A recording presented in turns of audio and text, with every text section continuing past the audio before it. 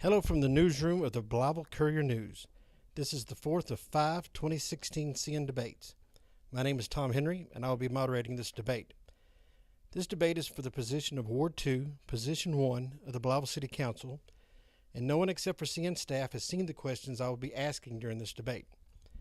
There will not be a live audience for this debate, and the order of opening statements, questions, rebuttal, and closing statements were determined immediately before the debate by a drawing.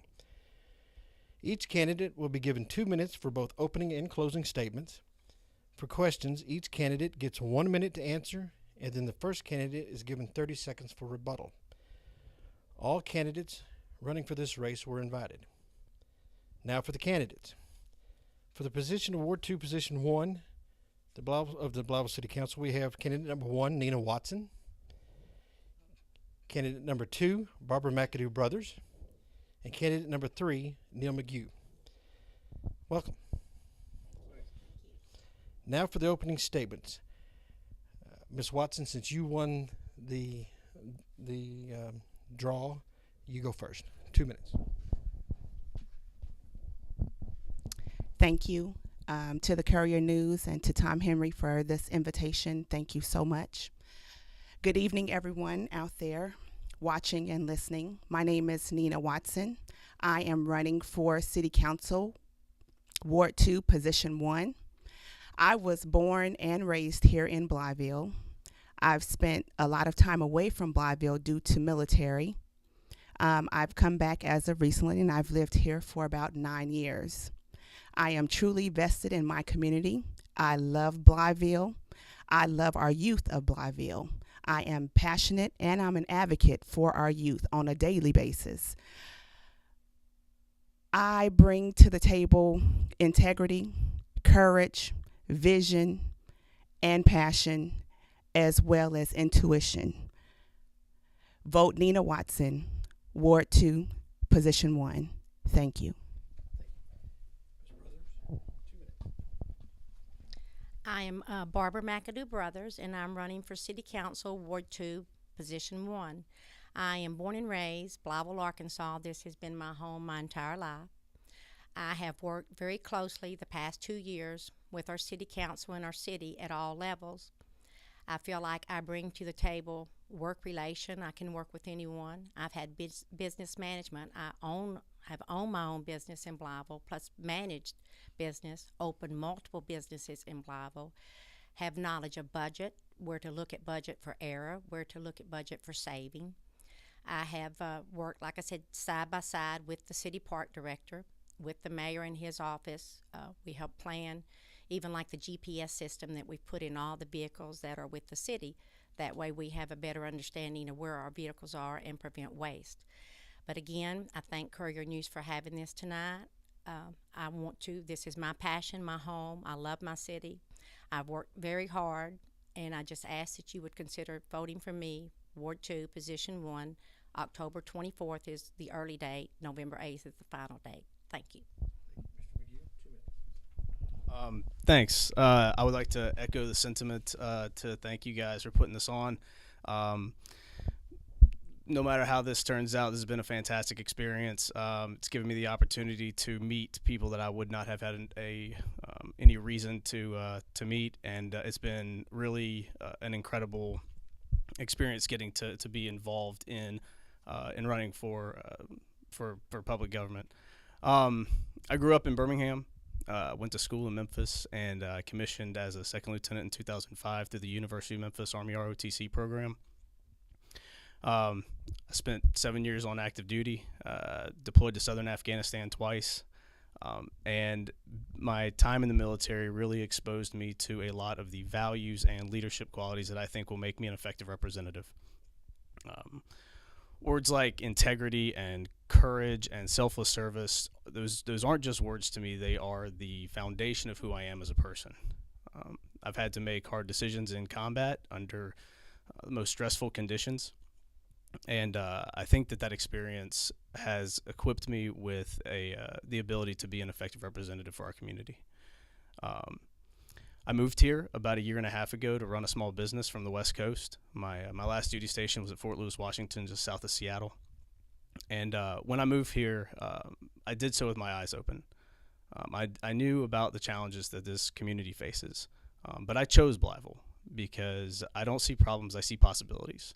I see every opportunity for this community to not just get by, but to grow and thrive. And I think that takes vision, and I think that it takes electing public officials that are willing to do the hard work in an honest, thoughtful, transparent way. And that's exactly what I intend to do.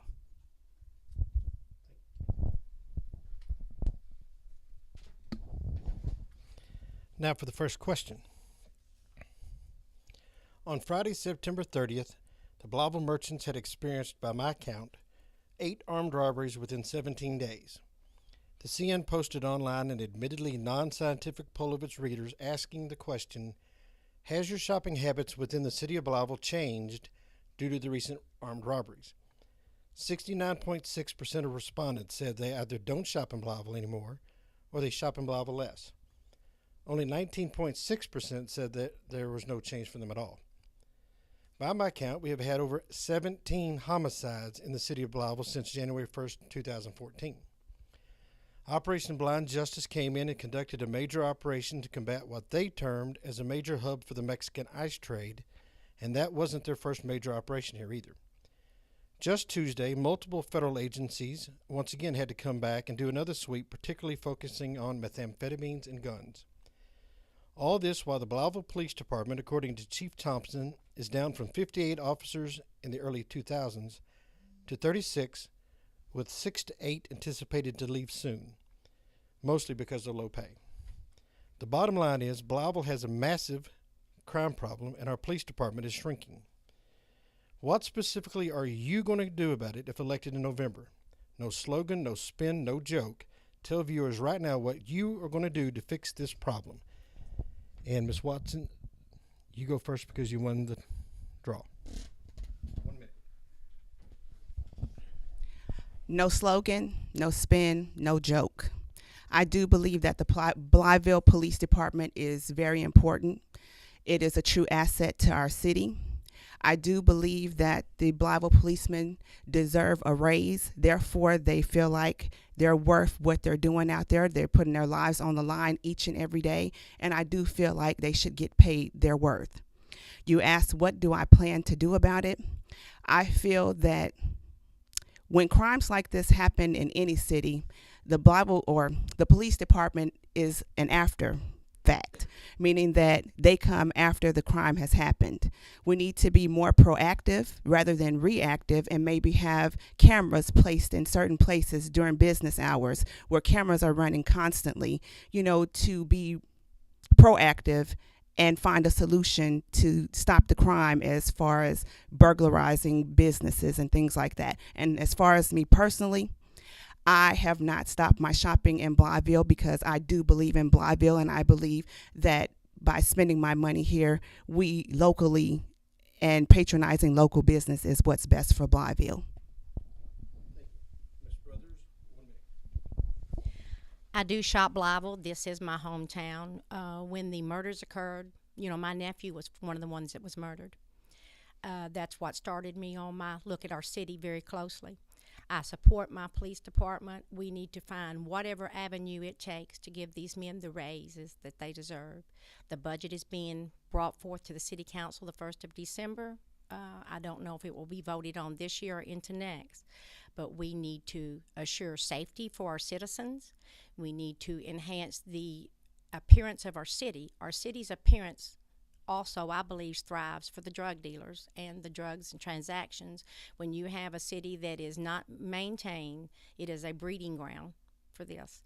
Again, like I said, we need to get behind our police, get behind our mayor, get behind our city council. We need to do whatever we can possibly do to make sure that these men get the raises deserved.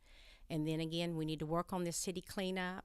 But like I said, we need to continue to support our town because this is Blytheville. We're not a huge city, but we are a great city. I definitely was not negatively impacted in my shopping habits. I live here, I shop here. I would say that it is important for city government to acknowledge the sacrifice and service that our civil servants make. I also think that it's important, and they should do that through setting salaries that acknowledge what they do on a daily basis. It also allows them to recruit and retain the best possible people. I also think it's important that they take the time to acknowledge that things like blight and academic distress and the lack of summer and after school programs all come into the management of crime. And that if you don't approach things from a holistic standpoint, then you really miss an opportunity to help solve one of the challenges in this community. Complicated issue, no easy fix, but excited to have the opportunity to get in there and work on it. Blytheville has been given the stigma of Thugtown. We can all change that. A long time ago, I was told that it takes a village. That means that all of us are going to have to come together collectively to work on things as such as crime and policing ourselves. We can bring Blytheville back.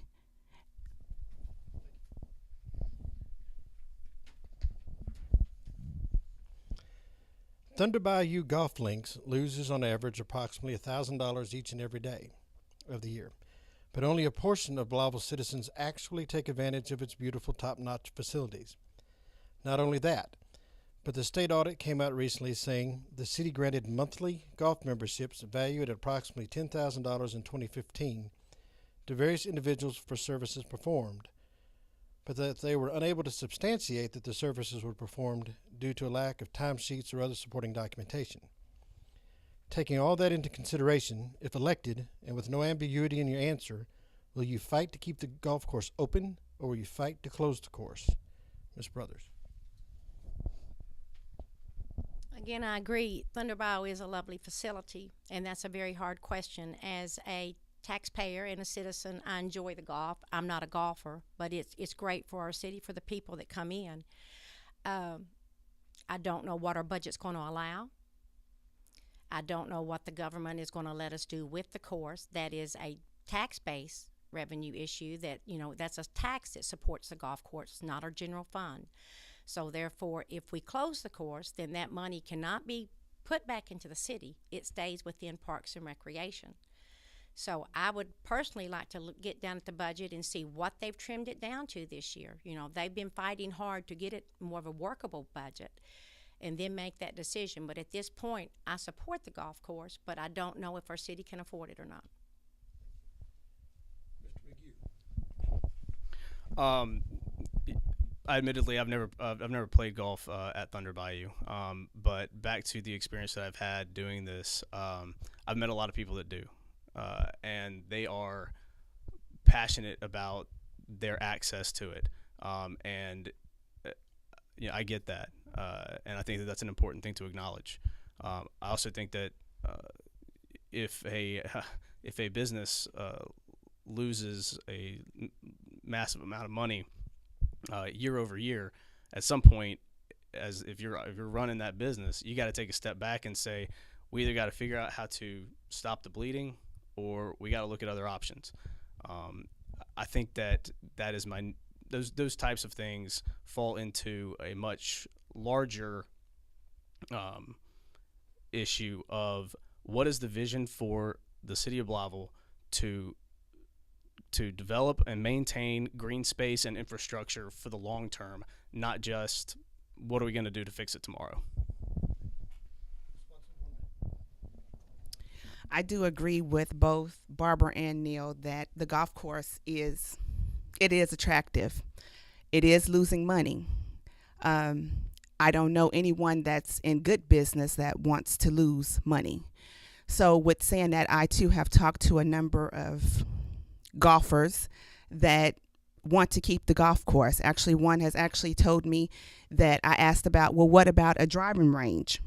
And he told me that a driving range to a golfer is like a basketball court with no goals, no rims, no nets. So with that being said, there is a solution, and I think that we could come to a happy medium, to make them happy and then curve the deficit or the problem with the losing of the money or the golf course not being able to sustain itself. I think that we can come together and make something work for all parties so everyone will be happy at the end. Well, the budget for the golf course or for Parks and Rec is roughly $750,000. Approximately $343,000 is what Thunder Bio uses of that budget. But then in turn, the revenue that it brings back in is around $265,000. Now, they've trimmed their spending considerably from the past years where it's been, the expense is $500,000 and $600,000. I feel like we need to give these people the opportunity to show. I think it's been grossly mismanaged in the past. It's like you were given a blank check and just say, do what you want to with it, but now they have the reins. But I don't know what the ability of the golf course as far as how it's working.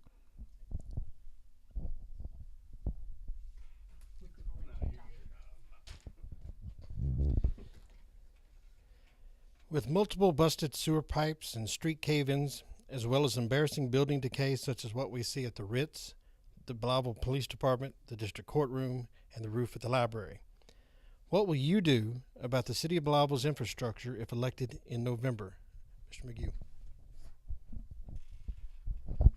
So I put that sort of in the same category as your golf course question. I think that where we have maybe missed an opportunity as a city is we've been so concerned about trying to figure out how we're going to fix tomorrow's problems that we've missed the opportunity to take a step back and say, what do we want this place to look like in 20 years, and what's the plan to get us there?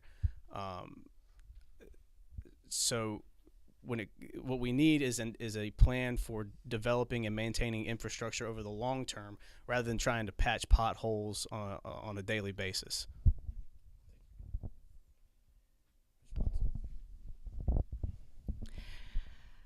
I didn't realize how bad the buildings actually looked until the overpass was built. Seeing what the skyline looks like as you drive over the overpass, it is unbecoming of a city. And then you have to look at, once Main Street starts dwindling and you lose your Main Street, you lose your town. So I think that preservation is at hand, and we do need to think about remodeling what we already have and bringing life back to our Main Street, bringing life back to the buildings that are here that are historic and over 100 years old. And I think that once we do that, it makes infrastructure and things like that presentable to industry and things like that coming in. It makes people want to live here in Blytheville, and it just makes for a better Blytheville. The buildings are in terrible shape. We've neglected them over the years, that's for sure. Money is one of the budget is one of the issues. I know we give $45,000 a year to the Ritz, and that building has been there forever. We've movie theatered there as a young child growing up. But we need to find within our system, it goes back to the budget we have for Parks and Rec, because it's like the museum and the Ritz falls under Parks and Recreation. So we have a limited amount of money that we put into these.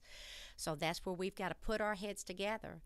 The council only has the power to approve what the mayor has put before them. So that's where we have to put our heads together with solutions and ideals to help enhance the things that are given to us.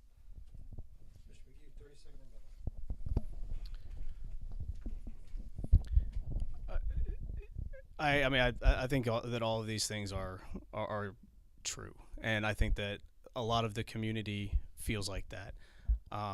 What I think our biggest challenge is going to be is to combat a sensation of cynicism. I think that there are a lot of people in this town that have, in a lot of ways, given up on Blytheville's opportunity to be something great, and that to me is our biggest challenge. All of these things that we're talking about are symptoms of that cynicism, and I think we're all ready for a change and a turning point in attitude.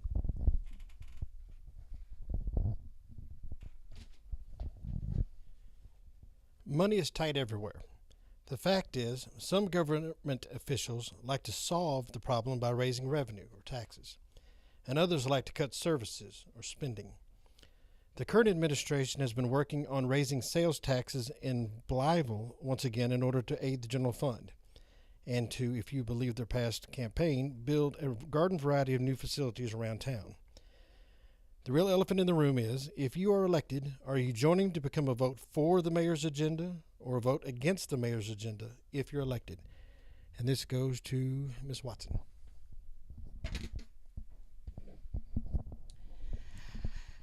I know that a lot of citizens here in Blytheville don't like the word tax, new tax, increase in tax, or anything like that. But being in the position that we're in, to where we've had to overcome many obstacles, the IRS debacle, where we had to pay that back, and we did that with no problem. And then, yes, the 1 cent sales tax did come about to increase it to 11%. I, for one, was for that tax. And the reason that I was for that tax is because I know that the youth will benefit from that.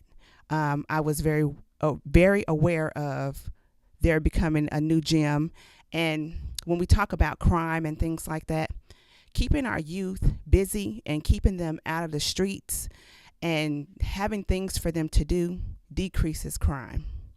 So with that being said, I stand on my own 2 feet, and I will bring to the council what is necessary, and I will support, but I will not vote for things that are not, that I don't think will be beneficial.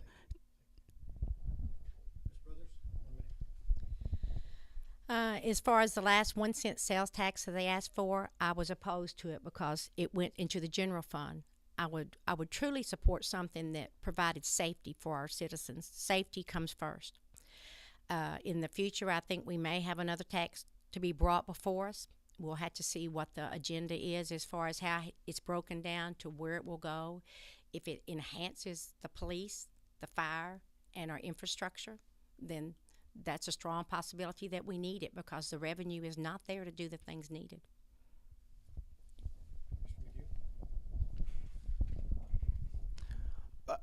I think that responsible management of taxpayer money is maybe one of the greatest responsibilities that elected officials have.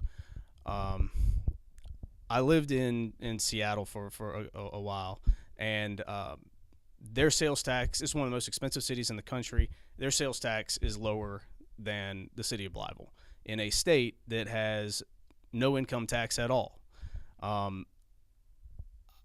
I know that you need money to run a government, but I think that before we move down the road of charging people more to live here and shop here, the city government needs to convince this community that they are spending taxpayer money responsibly and transparently.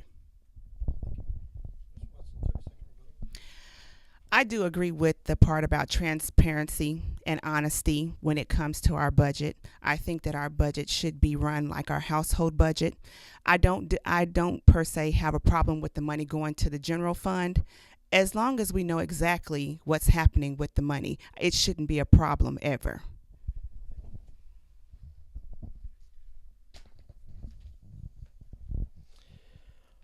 On Friday, September 23rd, the CN posted yet another online poll and asked, do you believe that corruption is a significant problem in our local city and county government? Regrettably, 87.9% said definitely or maybe, while only 12.1% either doubted or denied it. Based upon the events of the last couple of years, particularly bearing in mind allegations of missing waterworks money, waterworks contracts for office machinery allegedly for personal gain, city attorney benefits paid to his non-city employee secretary instead of to himself, multiple Arkansas State Police investigations, multiple questionable city audit findings, lawsuits, etc. Does our city government have a significant corruption issue? If so, how many departments does it run through? And lastly, what are you going to do about it if elected this November? Ms. Brothers. That's where I think as a council we need to be a watchdog for our taxpayers' dollar. Transparency is the main issue at hand. When you check with the mayor's office or whatever about some of these issues, it's always things fall to the crack. That's not acceptable for me. It needs to be run tight, it needs to be run fair, and it needs to be run honest. It should be to the point when one worker leaves office, the person right behind him will come in and take up, and there will be no issue as to what's gone on before. But accountability and credibility and transparency is what we're going to have.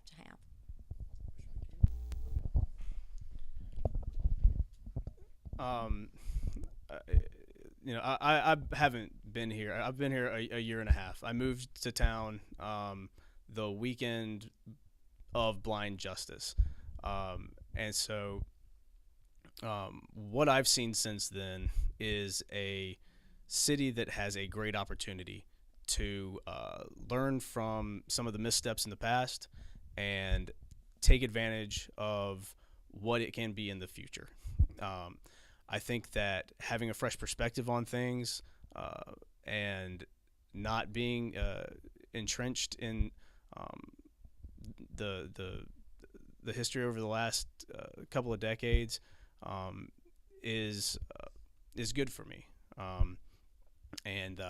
Because I'm not cynical about the things that have been done in the past. I'm just optimistic about what we can do in the future. One of the main duties or responsibilities for City Council is to ensure and fulfill the duties under the law and lawfully exercise its powers. That's with the budget, the local ordinances, and our city taxes. So with saying that, any corruption that has happened in the past, that's in the past. Anything that happens in the future, it is our duty, our lawful duty, to make sure that that doesn't happen and to keep an eye on everything and dot our I's and cross our T's.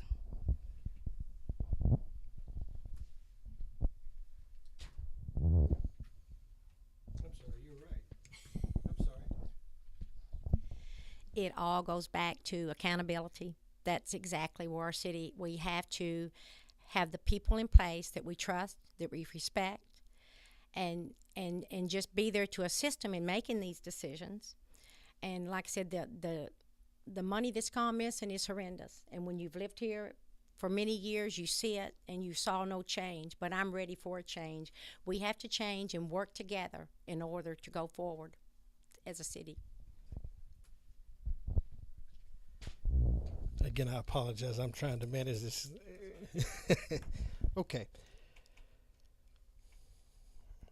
How high of a priority to you is code enforcement, such as removing abandoned houses, street cleaning, and mowing of non-maintained properties by absentee property owners? What specifically will you do if elected in November to fix this problem, Mr. McGee? So the Army talks about things in terms of standards. It's all about what is the standard? Are we achieving the standard? And I think that Blytheville has an opportunity to benefit from that mentality.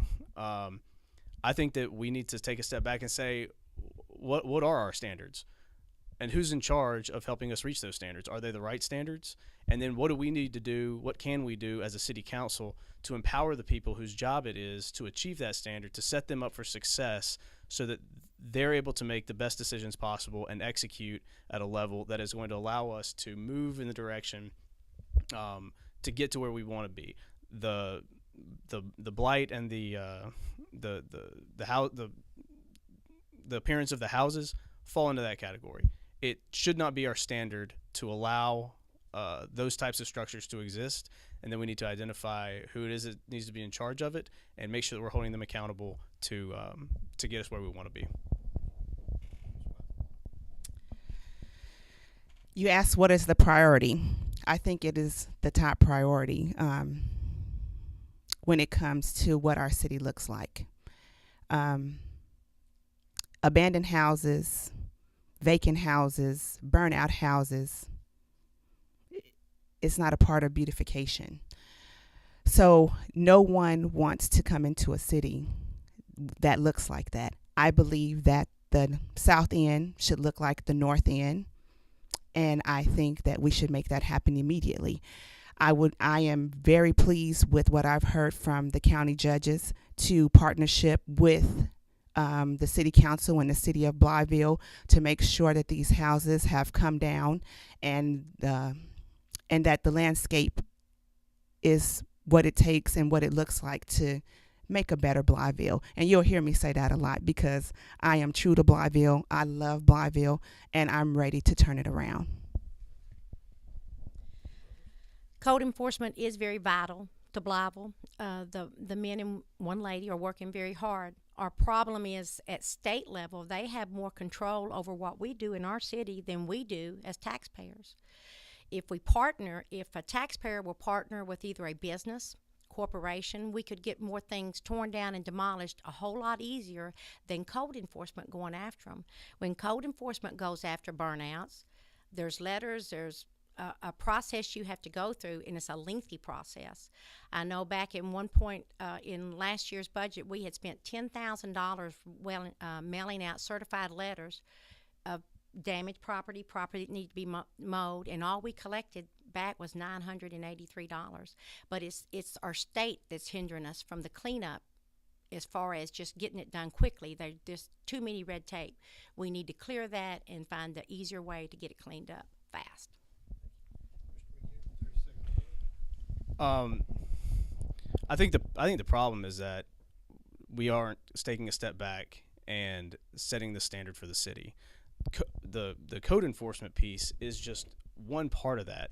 Yeah, it should be made a priority, but this concept of establishing standards for city leaders and then holding them accountable for achieving the standard applies across all of our institutions. If we want to go through and list problems that we have in institutions, we'd run out of paper and we'd be here all night.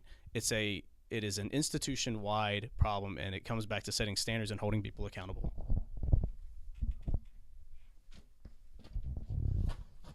Now for closing statements, and Ms. Watson, again, since you won, you go first. 2 minutes. All night you've heard we need a change, we need a voice, and I told you at the beginning that my name is Nina Watson. I am the change we need and a voice we deserve. With that being said, Blytheville is not a bad place to live. Blytheville has a lot of potential. With the right leadership, someone with passion, someone with intuition, someone with vibrant ideals, someone that is ready to roll their sleeves up and get in and do the hard work that it's going to take, knowing that you can't do it alone. That person is me. So with that being said, I'm ready. I've been fighting and I will continue to fight. Nina Watson, City Council, Ward 2. I am the voice we need and the change we deserve. Thank you. Again, I love my city. This is my home. And Nita says, roll up your sleeve. Well, I did scrape Moultrie myself alone last summer. That's how much I love my city. I thought if I could show the people driving up and down the street how it actually looks with the curbs cleaned and edged and mowed down into the ditch, it would take effect. I'm willing to do it. I'm a hard worker. I will do whatever my city needs, whatever my ward needs, or any ward in Blytheville. Blytheville is my home. I'm not afraid. I'm not afraid to stand alone, and I'm not afraid to use my voice. But it is time that we took our city back. Safety and then the appearance are our first steps. Once we do this and get this taken care of, our city will prosper.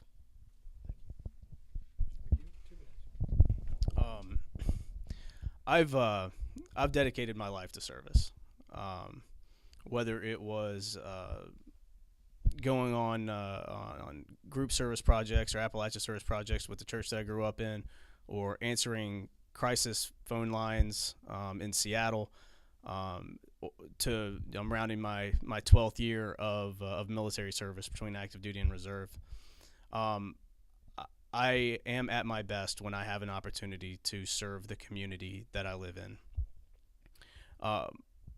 Right before I moved here, I was running a big box grocery store in in Oregon, in this town called Springfield.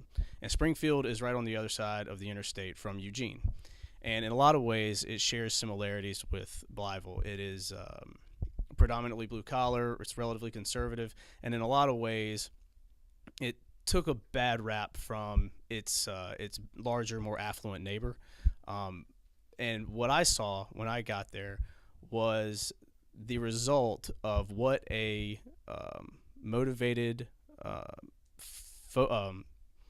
forward-thinking, progressive city council can have on the city. They, underneath the noses of Eugene, they had raised millions of dollars to update their version of the Ritz. They had repurposed a church to serve as event space and a rotating kitchen and a tap house for a local brewery. They had taken the opportunity. They had taken advantage of all the potential that the city had and had turned it into something spectacular.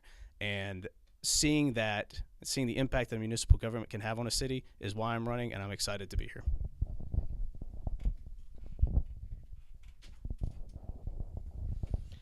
Once again, we at the CN would like to thank you for watching. We'd like to thank each of you candidates for participating in our 2016 debates. Again, particularly considering how many topics we covered in such a short amount of time. Thank you. Don't forget to tune in and watch the other 2016 CN debates. You'll find them on our Facebook page and soon on our website, BlythevilleCourier.com. The other debate that is scheduled is the State Senate District 22 debate. It'll be around 6:30 p.m. on Monday, October 24th. Once again, thank you and have a great day.